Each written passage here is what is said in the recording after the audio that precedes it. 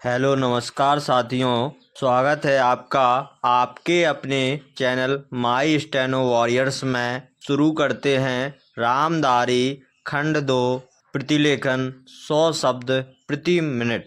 Dictation start होगी 5 second बाद।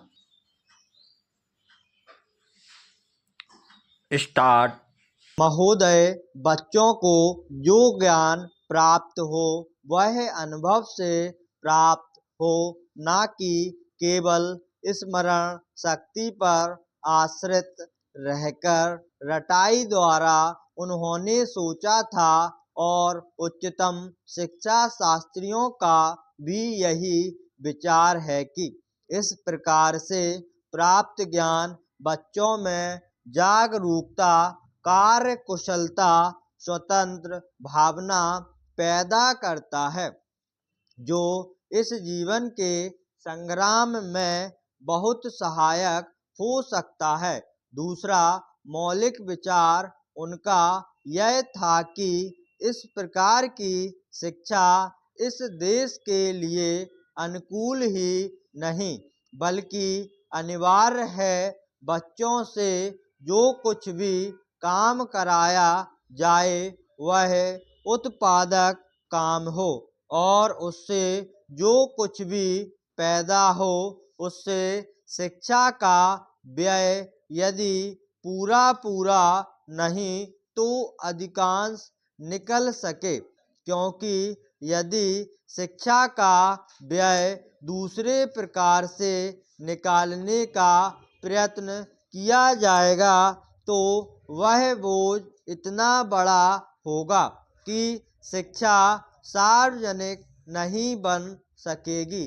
पिछले वर्षों में जो कुछ भी विचार किया गया था या प्रयोग करके देखा गया, उससे जहाँ तक मैं समझता हूँ वही निष्कर्ष निकाला जा सकता था। हमारे शिक्षा शास्त्रियों ने इस पद्धति की अनुकूलता और श्रेष्ठता तो मान ली थी, पर उनकी दृष्टि में इसके द्वारा शिक्षा का व्यय निकालना असंभव ही नहीं, अनुचित भी था। प्रयोग से देखा गया है कि इस पद्धति की ही उपयोगिता है और इससे पूरा नहीं तो अधिकांश व्यय निकाला जा सकता है।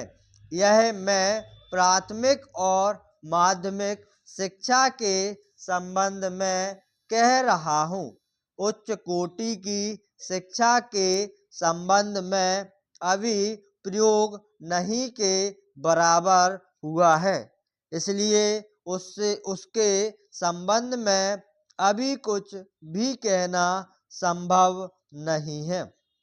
इतना होते हुए भी हम देखते हैं कि इस पद्धति को उतना प्रोत्साहन नहीं मिला और ना इसका उतना प्रचार ही हुआ जितना होना चाहिए था और जितना स्वराज्य प्राप्ति के बाद हम कर सकते थे।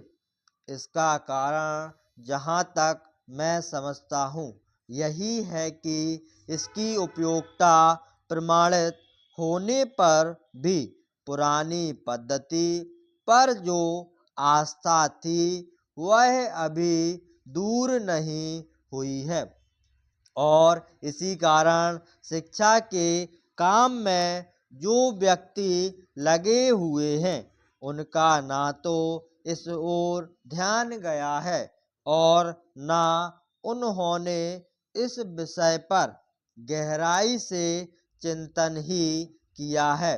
आज भी हम इतना ही कह सकते हैं कि इस पद्धति का अभी केवल प्रयोग ही किया जा रहा है।